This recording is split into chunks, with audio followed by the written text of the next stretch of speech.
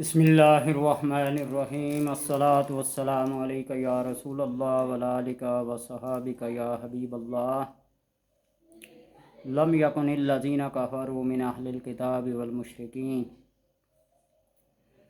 سورہ البینہ 30ویں پارے کی یہ سورت ترتیب کے لحاظ سے 98 نمبر پہ ہے، 98۔ اس کے اعداد 31,223 ہیں۔ البینہ، بین، واضح، روشن، دلیل، برہان کو کہتے ہیں، براہین قاطعہ، ایسی روشن دلیل کہ جس کے بعد کسی اور چیز کی ضرورت نہ رہے۔ لقد جاءکم من اللہ رسول و کتاب مبین، قد جاءکم من اللہ برہان، اللہ تبارک و تعالیٰ کی طرف سے روشن دلیل، برہان، کتاب کی صورت میں یعنی القرآن کی صورت میں، اور الرسول محمد صلی اللہ علیہ وسلم کی صورت میں اللہ نے ایک خاص واضح نشانیاں اور روشن دلیل بھیجی ہیں جس سے کوئی بھی انکار نہیں کر سکتا۔ یہ وہی رسول ہیں جن کے آنے کا بنی اسرائیل کو، کائنات کو انتظار تھا، اور جن کے بارے میں اللہ تبارک و تعالیٰ کا ارشاد ہے الذین یعرفون ابناءہم کما یعرفون ابناءہم۔ وہ یہودی، وہ اہل کتاب آپ صلی اللہ علیہ وسلم کو اس طرح جانتے تھے جس طرح لوگ اپنے بیٹوں کو جانتا ہے، یعرفون کما یعرفون ابناءہم۔ لیکن ان کا یہ خیال اور ان کا یہ عقیدہ کہ یہ بنی اسرائیل میں کیوں نہیں آیا، اس وجہ سے انہوں نے انکار کر دیا، تعصب کی وجہ سے، جیلسی کی وجہ سے، بغض کی وجہ سے۔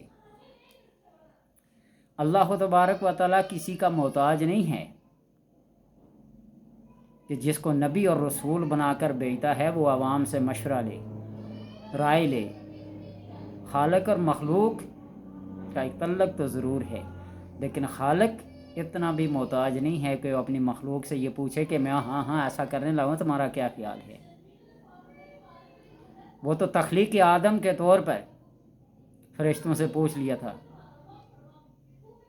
انی جاعل فی الارض خلیفہ، تو آگے اعتراض کے طور پر فرشتوں نے کہا تھا تجعل فیہا من یفسد فیہا ویسفک الدماء۔ تعصب اور چیز ہے، محبت اور چیز ہے۔ ان سے حکمت چھن جانے والی تھی، وہ اپنی آنکھوں کے سامنے کئی فسادات جنات کے، اس سے پہلے میں نے 2 کتابوں میں پڑھا ہے،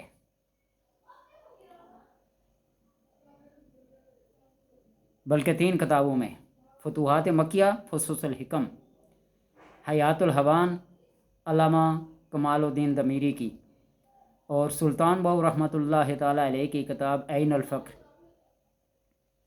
3-4 کتابوں کے نام دیے، فصوص الحکم، فتوحات مکیہ اور عین الفقر اور حیات الحوان۔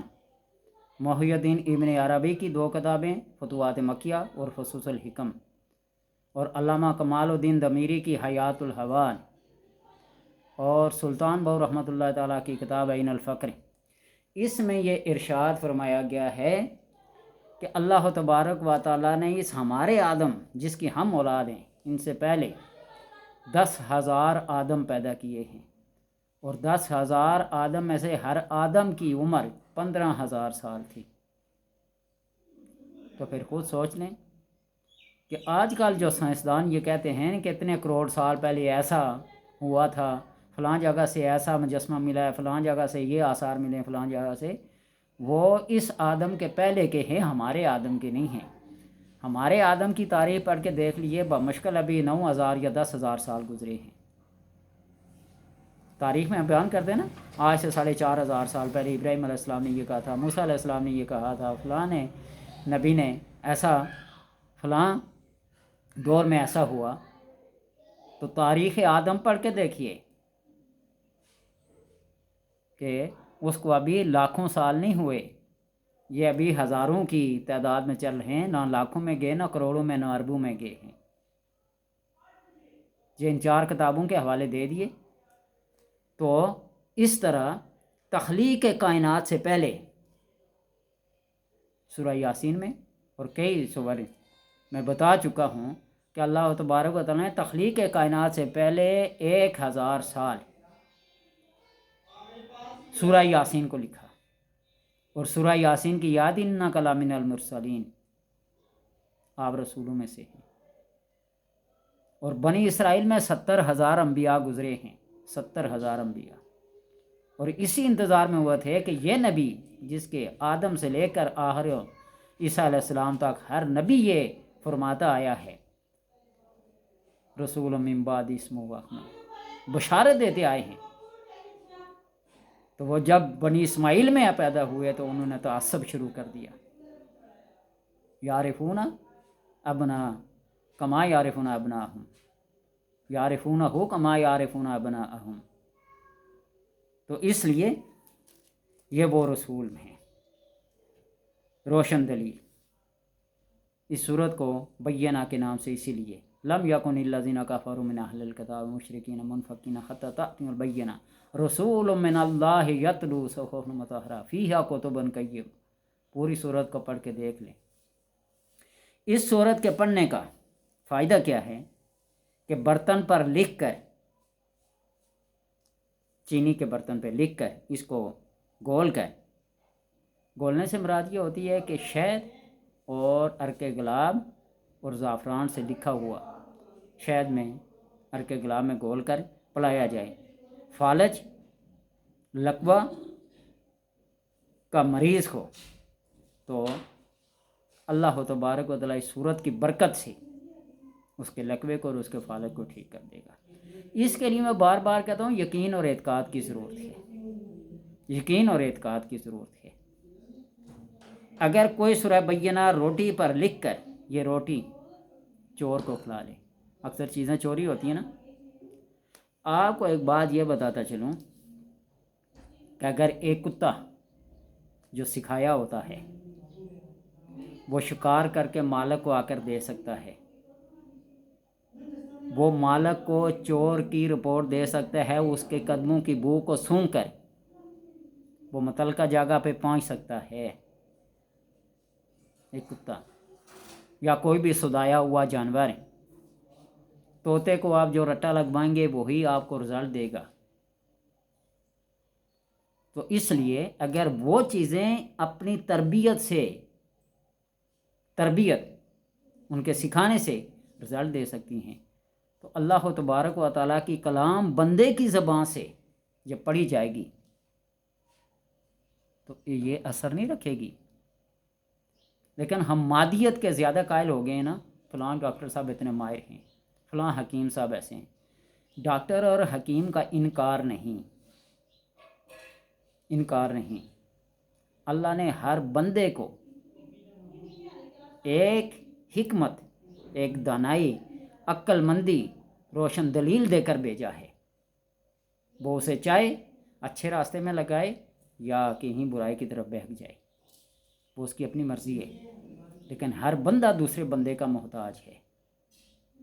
احتیاجی اگر نہیں ہے کائنات کی تو اللہ تبارک و تعالیٰ کی ذات ہے، اللہ الصمد ہے، لم یلد ولم یولد ہے، باقی ہر بندہ ایک دوسرے کا کیا ہے؟ محتاج ہے۔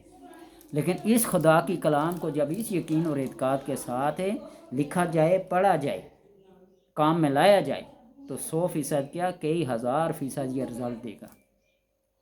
تو اس کو روٹی کے ٹکڑے پر لکھ کر جہاں کوئی چوری شدہ چیزیں چوری ہوئی ہیں متشابہ افراد کے نام لکھ کر ان کو کھلا دیں تو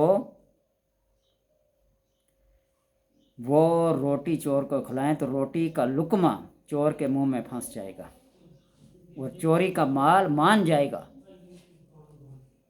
بے شمار اس کے طریقے ہیں، گڑھے پہ لکھ کے لٹکا دیتے ہیں، اس کے ساتھ پراندہ باندھ دیتے ہیں، پیٹ پھول جاتا ہے، چاول پکائے جاتے ہیں، ایک عمل ہے چور کے پکڑنے کا۔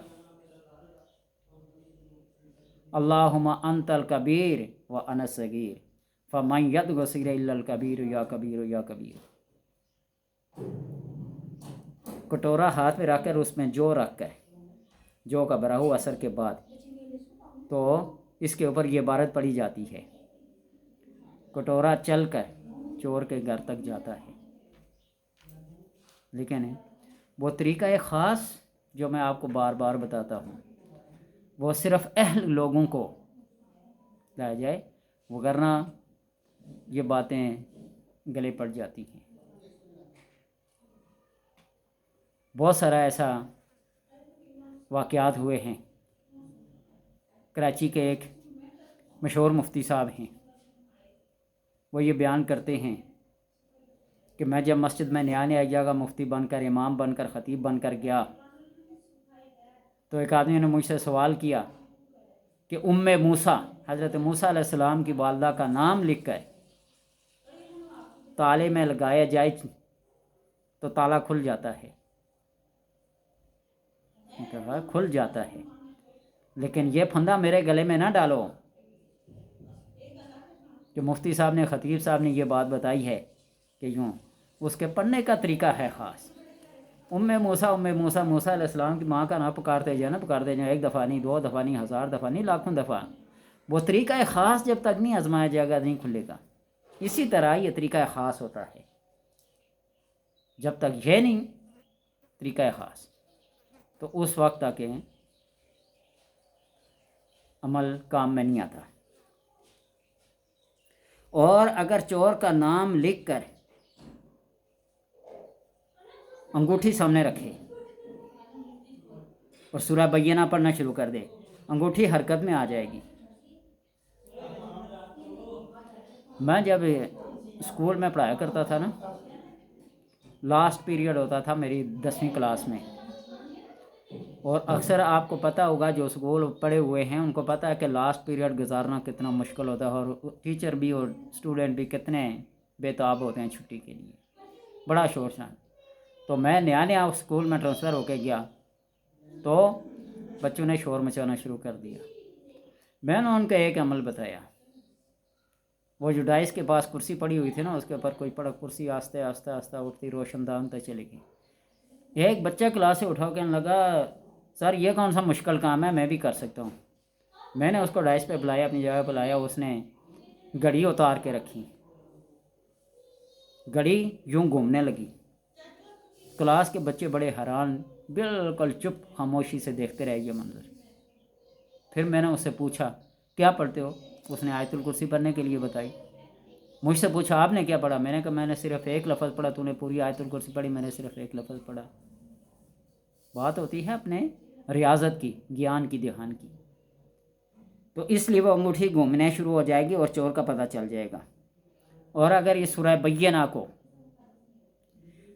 یرکان والے بندے، یرکان کسی قسم کا بھی ہو، قسمیں تو بنائی ہوئے نا، کالے نیلے پیلے جو بھی ہیں، یرکان ہے، وہی اکبر بگٹی کی یا وہ پریشانی کی بات ہے، ڈگری ہوتی ہے، وہی بات ہے۔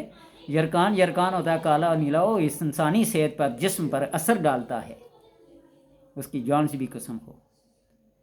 ایک دفعہ میں ایک پرچی پہ لکھ کے نا ایک حکیم صاحب کے پاس چند ایک چیزیں لے کے گیا نا، نمک کی کوئی خاص قسمیں تھیں، تو حکیم صاحب بڑے دانا و بینا حکیم ہیں، ایسے نہیں بنتے لوگ۔ اس وقت میری عمر بھی بڑی نوجوانی کی تھی۔ کہنے لگا بیٹے ایک بات پوچھوں، سچ بولنا، یہ کسی کتاب سے لکھ کر لائے ہو یا کسی نے بتایا ہے؟ میں نے کہا حضرت یہ کتاب سے لکھ کر لایا ہوں۔ انہوں نے نمک کی ایک بڑی سی ڈلی اٹھائی نا ہاتھ پہ، اور ایک وہ جو میئرمنٹ پتھر ہوتے ہیں نا بٹے، جس کے ساتھ تولتے ہیں ترازو، ڈیجیٹل نہیں، دوسرا جو ترکڑی کے پلڑے پر رکھے ہیں، یوں کر کے اس کو مارا نا تو چھوٹی نمک کی کرچیاں بن گئی۔ وہ چینٹی کے ساتھ اٹھا رہے، کوئی نیلی، کوئی کالی، کوئی پیلی، اس کے مختلف رنگ۔ انہوں نے کہا بیٹے یہ نام رکھے جاتے ہیں، یہ خوردنی ہے، یہ خراسانی ہے، یہ سلیمانی ہے، یہ ہندوستانی ہے، یہ لاہوری ہے، نمک کے مختلف نام رکھے جاتے ہیں صرف دکانداری چلانے کے لیے۔ کسی پہ طنز نہیں کرتا، اعتراض نہیں کرتا، ایک آپ کو پتہ کی بات بتا رہا ہوں۔ تو بیماری ہوتی ہے، اس کی آگے کئی اقسام بنا لے۔ تو یرکان جس قسم کا بھی ہو، لکھ کر، پڑھ کر، دم کر کے پانی ہے، بارش کے پانی پہ ہو جائے تو زیادہ بہتر ہے، اس کے اندر زمزم کا پانی ملایا جائے، یا نہ ملے تو تازہ پانی ہی لے لے، تازہ بھی نہ ملے تو وقتی کام چلائیں، جو بھی ملے پانی ہے، پڑھ کر دم کر کے یرکان والے مریض کو بتائیں، اللہ تبارک و تعالی فضل کرتا ہے، کرم کرتا ہے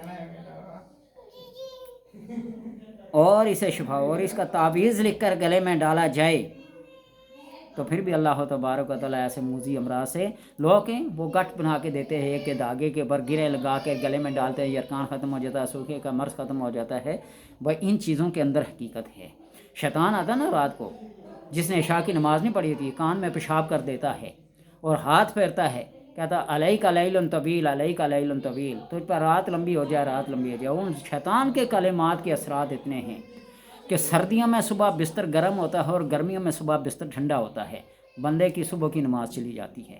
اگر شیطانی کلمات میں اتنا اثر ہے تو پھر یہ سوچ لیں کہ اللہ کی کلام اور پھر انسان جس کے بارے میں اللہ نے فرمایا حمالہ الانسان، اس کو انسان نے اٹھا لیا۔ پہاڑوں نے انکار کر دیا، زمین نے انکار کر دیا، آسمانوں نے انکار کر دیا اس کلام کے اٹھانے سے، لیکن حمالہ الانسان، وہ انسان مراد، وہ انسان کامل آپ صلی اللہ علیہ وسلم مراد ہیں، اور اس کے پیچھے ساری انسانیت ہے۔ اس لیے اثر پیدا کرو اپنی زبان میں، اپنے عقیدے میں۔ اور اگر کوئی شخص سفیدی آنکھ اور برس کا مریض کو، سفیدی و جسم پر سفید سفید داغ جو بن جاتے ہیں، آنکھ کے اندر سفیدی آ جاتی ہے، نظر نہیں آتا، تو لکھ کر سفیدی آنکھ اور برس کے مریض کے گلے میں ڈالے اور پانی بھی دم کر کے پلائے تو اللہ تبارک و تعالی اس مرض سے نجات دے گا، شفا ہوگی۔ اور اگر کوئی سورہ بینہ پانی پر دم کر کے کسی حاملہ عورت کو پلائے تو اس کا حمل محفوظ رہے گا، ضائع ہونے سے بچ جائے گا۔ اکثر حمل ضائع ہو جاتے ہیں، اور آج کل کی جو خوراکیں ہیں یا آج کل کے جو بس ادھر حمل ہوا نہیں ادھر ڈاکٹر نے بیڈ ریسٹ لکھ کے دے دیا۔ ہماری مائیں تھی نا تو آخری دن تک بھی کام کاج میں مصروف، سیڑھیوں اوپر نیچے چلنا، کیا پانی کے گڑے سر پر رکھ کے لانا اور مال مویشیوں کے چارے بھی اپنے سر پہ رکھ کے لانا۔ ہم دیہاتی لوگ ہیں، لیکن جب اللہ کا کرم میں پیدا ہوتے تھے صحت مندی پیدا ہوتے تھے، خوراکیں خالص تھیں، وہ دیسی گھی، دیسی مکھن اور دودھ، یہ بلیو برینڈ وغیرہ نہیں ہوتے تھے۔